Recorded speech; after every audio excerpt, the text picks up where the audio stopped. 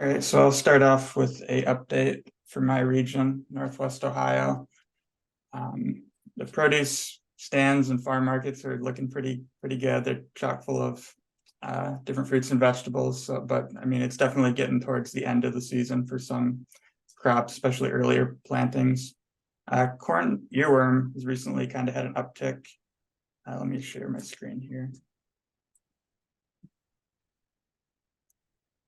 So this is actually in Southeast Michigan, and I know based on the corn newsletter that the agronomy team puts out, they've been getting pretty low catches in Northwest Ohio still, but I've been catching about 33 per night in Southeast Michigan. So there's a little bit of variance there, I guess, by region. I got this photo sent to me by a grower this past week, kind of interesting symptoms, these concentric circles on the watermelon rind. Whenever I see some sort of unique geometric pattern or symptom like that, I think of a virus. And this hasn't been confirmed diagnostically yet, but I suspect watermelon mosaic virus, which is an aphid vectored virus, potavirus, so a single-stranded RNA virus. So it doesn't really affect fruit quality per se. It can affect like consumers' willingness to buy it because it's sort of for superficial reasons. And it can affect foliage too. It can cause like shriveled, wrinkled, kind of like puckered leaves. The foliage on these plants were already dying because it's kind of nearing the end of the planting. So I didn't really notice any foliar symptoms. But I mean, like most diseases, it seems like control measures are preventative. So, I mean, controlling the aphids that vector it, using resistant varieties if those exist, and planting earlier. So yeah, just wanted to share those photos. Having some kind of interesting defects with some fruiting vegetables recently. So one eggplant grower is having some problems with misshapen eggplant. And I'm not quite sure what to make of this. I suspect perhaps the high temperatures that we had recently are causing this. And there's also been some issues, mostly in Michigan, with delayed ripening on tomatoes, which again could be because of heat stress on the plants that either is inhibiting pigment production and ripening, or just delayed fruit set initially. So yeah, my guess is heat stress, but definitely an issue there. And I just wanted to really quickly share some information on the educational sessions we're going to have at the Farm Science Review, which will be here before you know it. So September 19th through 21st, down in London, Ohio. And I know that it's the Farm Science Review, a lot of it is agronomy topics, but we got some pretty good fruit and vegetable speakers planned. So I'll just quickly go through the schedule here. So the first day of Tuesday, September 19th, we're going to have a talk on entomophagy by Jim Kaczynski. So eating insects, essentially. Arif Rahman, a researcher at OSU South Centers, is going to talk about some recent tomato work. Gary Gao will talk about raspberry production. Dr. Ashley Leach will talk about fruit and vegetable insect pests. We'll talk a bit about integrated weed management in growing vegetables, so whether that's chemical, biological, physical, or cultural control measures. Next day, we'll have some topics on direct marketing, some sweet corn evaluation work that Mike Gastier, the extension educator for Huron County, has been doing recently. Some presentations on pesticides and different fruit and vegetables and marketing topics. And if the final day, Frank Becker will talk about integrated pest management in general and different crops. Eric Ott will be talking about fruit production, apple and peach specifically.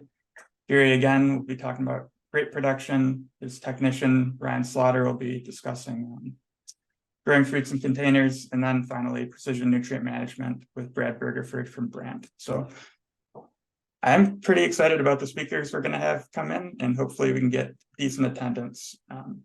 So for any fruit and vegetable growers watching this is certainly a excellent educational opportunity, and we have some pretty high quality speakers planned. Chris, And we'll also, I shared the Farm Science Review program and then put a note that said OSU fruit and vegetable presentations are on page 12. beautiful, beautiful. And I was going to kind of expand on it in this week's report, discuss the topics a bit more in depth. And we're going to have some giveaway items, so stickers and magnets for limited time only with I guess our fruit and vegetable team branding on them. So hope to get good attendance at the Farm Science Review this year. I think that's all I have for an update. So does anybody have any questions? Chris, you're talking about corn earworm trap numbers being kind of low in Ohio and Northwest Ohio, yet kind of high in Southeast Michigan. Is that accurate? That's correct. So I just want to say again that we're trying to resolve this issue, I think, internally at OSU. The type of trap that's being used by the agronomic network to do that LEP monitoring is not the standard trap. And I think that's why we're getting very low numbers in terms of corn earworm. I'm at the station now getting ready for this BT trial evaluation breakdown. And I looked at the part stack trap for 2 days, and there's like 200 moths in it. And it's been that way for the last 3 weeks. I mean, as high as 800 in a 2 or 3 day period. So it really does matter the type of trap, and it does matter the placement.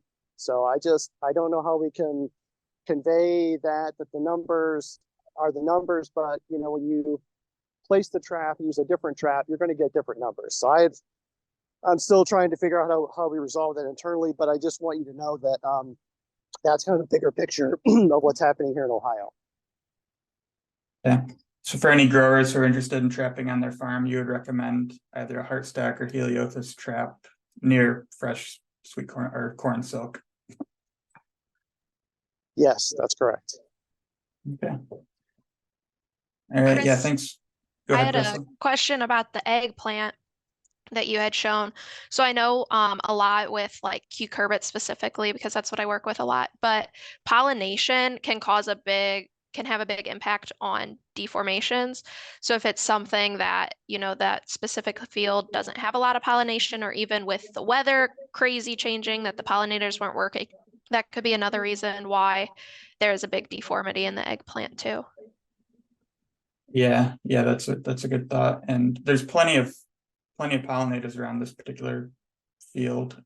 But you know, the heat that we had recently could be decreasing pollinator activity or causing something funky with the flower morphology. So, but yeah, thank you for the comment.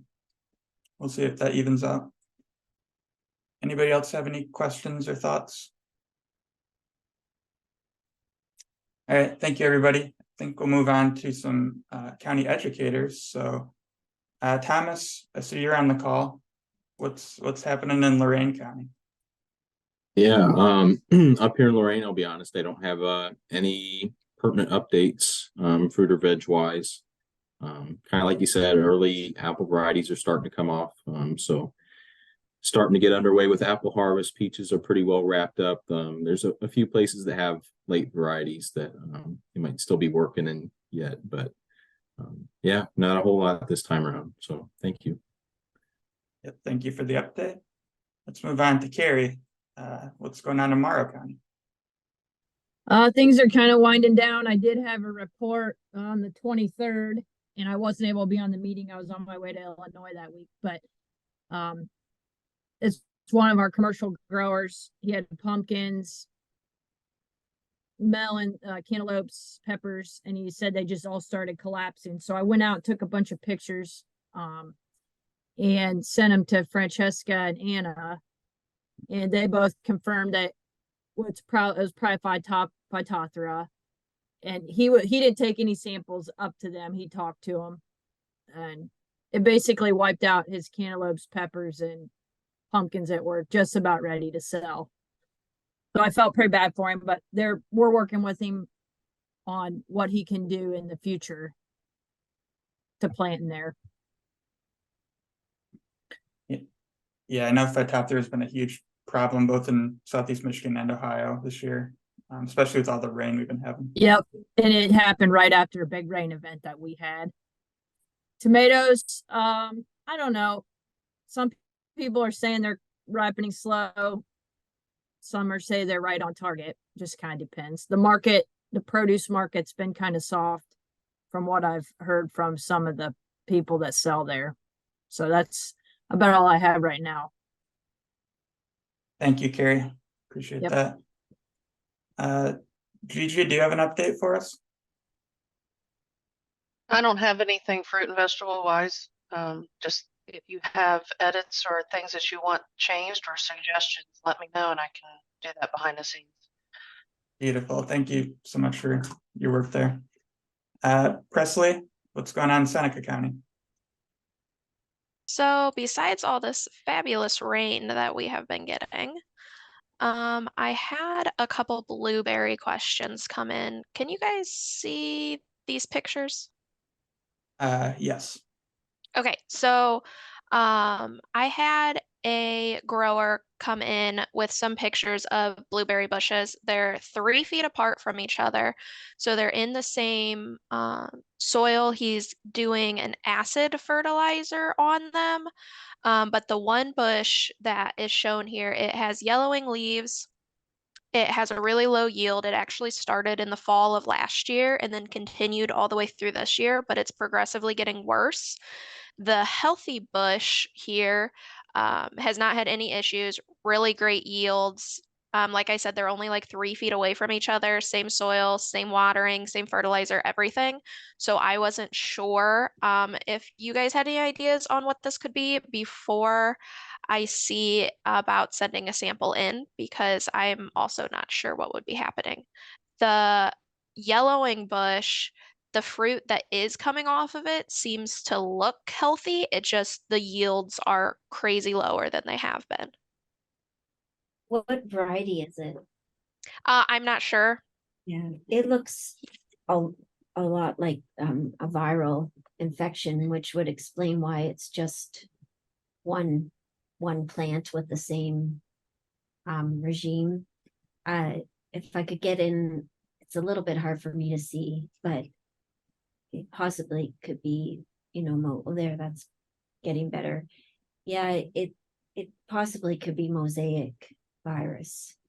I think I would have it sent in to get tested, but if there's only one of 3 plants and they're getting the same nitrogen regime, it's likely what it is, and that will happen. You'll get stunting, and you might still get a crop load, but over time in blueberries the virus titer builds up, and so eventually your crop load will decline. So that would be my recommendation. Do you think it would be best for him to remove the plant and then just put a new one in and start over in the same spot, or should he just move away from the spot and try to go somewhere else? Well, if it's viral, which it likely is, I would remove the plant and you can replace it with another one. It probably came in on the nursery stock. And so there's not much you can do about it. And like I said, over time, it'll not yield anyways. So, or the yield will decline. So that would be my recommendation. I wouldn't mind still having it come in for us to test and confirm. Okay. And there's no I cost. can't see the pictures, but are they mulched? No. It's like it's muck. Okay. Isn't it? Well, Yeah, sometimes it's a dark soil. Yeah. Okay. Sometimes voles will get under mulch and chew on blueberry roots, and they do something kind of like what's being described. But I was just thinking, if somebody doesn't come back for diagnostics, that might be an alternative looked for. If they're, but it sounds like probably is viral, like she said. Presley, did they do a soil sample before they planted that? I'm not sure if they did or not. You said it's dark soil. What's your pH of that soil typically? I'm not sure at this location, but that's what I asked him. And he wasn't super convinced it was the soil because he has a lot planted in the same area, really Okay. close like right there next to each other, and they're all the other ones are healthy. It's just this one bush that's Right. not. Yeah, that, I mean, at first too, I would think either nitrogen deficiency or, off pH, but because it's just one out of many, it's more likely. I mean, it could also be voles, but one easy way to check for that is just to look and see if there's vole holes. Right. Right. Okay, thank you guys. Just give me a heads up when you send it, if you decide to have them send it in. Okay, awesome. Thank you. Good question, Presley. Thank you for your update there. And I think that just leaves Mark for the county educators. So what's happening in your county? Yeah, I stepped away from the Hardin County Fair to be on the call today. I did visit the produce auction on August 25th and was talking to a grower there. And although we've had a couple outbreaks back in July and August with powdery mildew, mainly in cucumbers, zucchini, and pumpkin, they did get downy mildew, which wiped out their cucumbers, he told me. And we're starting on their pumpkins. So basically, they had questions about what they can do to manage it and control it. So that's what they were looking for. So mainly disease-resistant varieties and fungicides management. Any other tips on that for downy mildew? It's really just rotating effective fungicides is what they recommend, at least at MSU. And I know that Sally Miller wrote a recent article with the effective products. Perhaps have access to the information, Mark. Are they restricted use? I don't believe so, but we can link to that in this report, and I can send you that article if you don't have it already. Yeah, most aren't restricted use for downy control, so you should be okay. Yeah, that's the issue that we have. These are plain growers and they refuse to get a pesticide license. Yes. Yeah. They need to catch up, Mark. All of our plain growers get their pesticide license. Yeah. That's all I have. Okay, excellent. Thank you, Mark. In the interest of time, we'll move on to our specialist now. So how about Melanie? You want to go ahead? Sure. So as I was mentioning at the beginning, the apple harvest season, is getting into full swing. We've seen a little bit of bitter rot on the fruit, not a whole lot, which is good. A couple of our organic producers are dealing with Marcinoma leaf blotch, which is unfortunate, and really you have to use a spray program similar to that you would use for primary scab to do that. And so for organic production, that doesn't really fit into their program. One of the recommendations, though, that we do have is in the fall is to rake up those leaves or chop them up really fine so that the fungus doesn't overwinter. I've seen a fair amount of black knot on ornamental plums in homeowners, and so that can be an issue for the production growers in the area. So they should keep an eye out for those first symptoms of black knot in their cherry or plum, and then cut them out if they see them. That's pretty much it right now for the fruit side. I was out all last month, so I've been really just trying to catch up on what's going on out there. We are taking down our research trials, one today and one tomorrow, and so we'll have some more information on some of the products that are working well for apple scab. We have one product that's an organic that I'm super excited about. I can't say much about it right now because of agreements, but I'm super excited if we can get an organic in our toolbox for apple scab, especially since we have the potential to be losing Capdan and down the road Mancozeb. So having alternatives is a really good thing.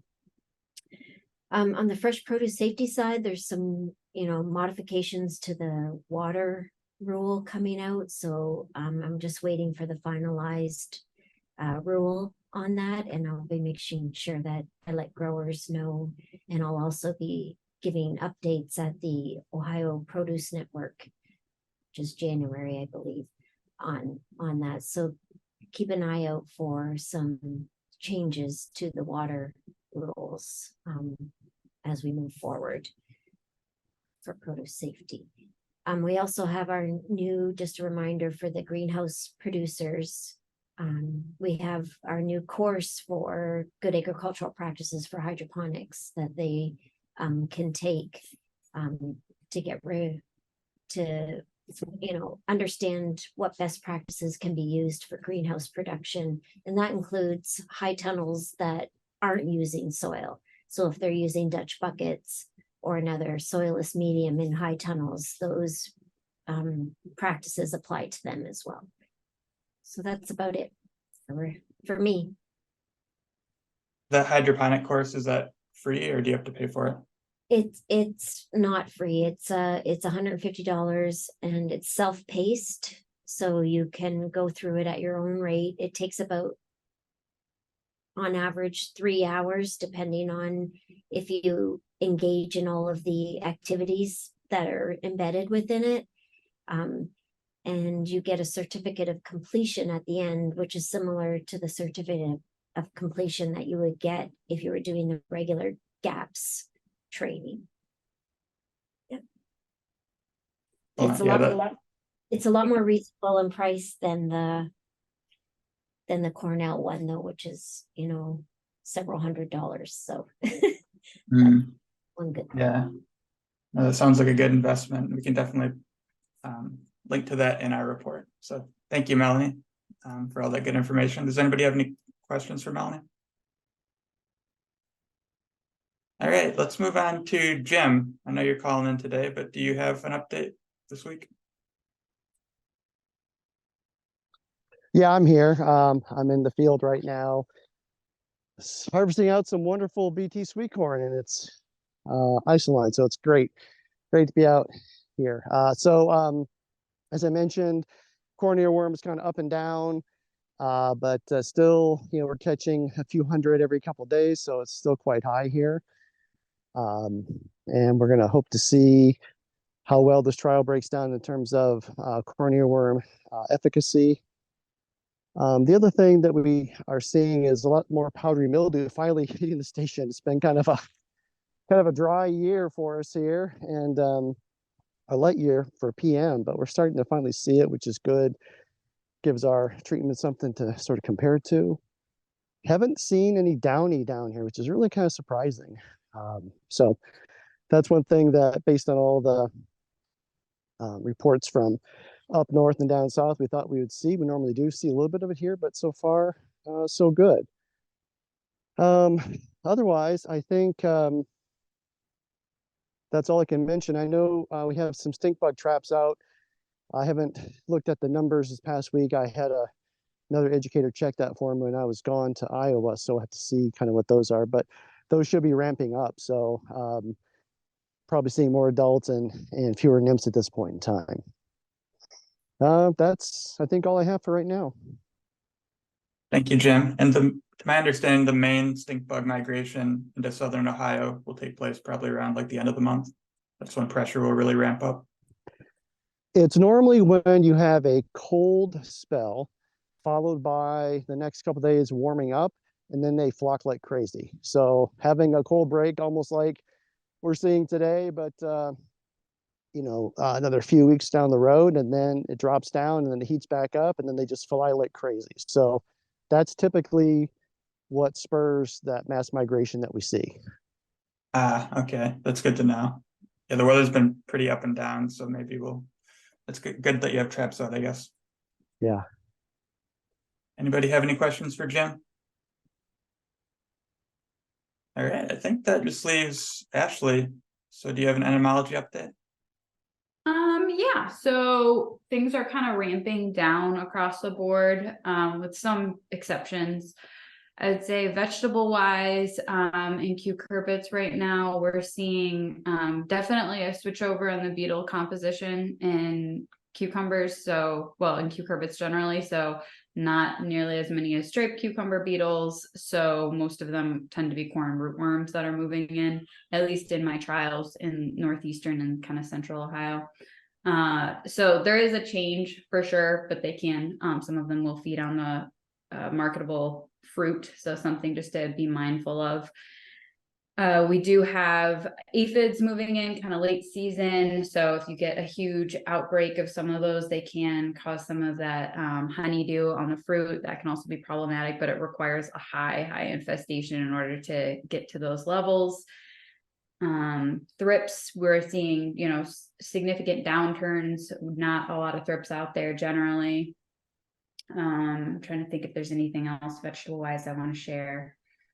Mites have been kind of sporadically problematic, so it's really dependent on, I think, the management of that individual on that given piece or whatever they deal with these outbreaks in some cases. The other kind of thing I wanted to bring up was something that Jim already mentioned, which was stink bugs. We are seeing upticks of stink bugs moving into orchards. So a lot of our, traditional orchard pests, I'd say, we're kind of past that point of being really concerned. For example, we might be getting into the third generation of codling moth, but we don't typically worry about third generation. It's really the first and the second. So we're kind of past that point. We got third biofixes for all of our oriental fruit moth, and we typically stop management in about a week for oriental fruit moth, for example, depending on what crop we're talking about. So it really leaves us with secondary pests. So those are things like mites, and making sure that you're just being a good steward of the products you're choosing, because that's going to help kind of protect you from these mite flare-ups, which ultimately might not happen this season, but the management you have this season is going to correlate to how many eggs you have next season. So that's more so what I'm talking about in terms of the end of the harvest, kind of finishing things up. And then just being mindful of stink bugs moving in, as Jim mentioned. I think paying attention to the weather also will help you out. And I can share, I have kind of a cheat sheet on different products you can apply for stink bugs in orchard settings with the PHIs included. So I'd be happy to share that in the newsletter. But I think that's it. That'd be fantastic if you could share that. I saw something on the Plant and Pest Diagnostic Clinic website that they recently detected purple carrot seed moth in Allen County. Is there anything to worry about there? I'm very glad you said that, because I even prepared a slide and I just completely forgot to share it. So here is, oops, I'm going to share my screen really quick so you can see this, I hope. So Yes. This was a sample that came in from, my understanding is it was a home garden situation. It was not a commercial setting, but it is a first record or first report for Ohio. It's called the purple carrot seed moth. I don't know a ton about it, I'm not gonna lie, besides the fact that its host range is kind of limited to that Apidaceae family. So, your carrots, your parsley, your celery and stuff like that. Those are the crops you need to worry about. I suspect this will not be an issue in commercial production, but might pop up in some home garden situations. Yeah, very helpful slide. And yeah, to my understanding, it only feeds on the flower head, so it's really not an issue for carrot or celery yields, maybe for dill growers, but. All right, thanks, Ashley. Great update as always. Does anybody else have anything to update on before we adjourn? All right, well, I'd just like to thank you all again for providing the information. We'll add a lot of it to the report. And to anybody watching, if you have any questions or ideas of how Extension can help support your fruit and vegetable operation, please feel free to reach out to any of us.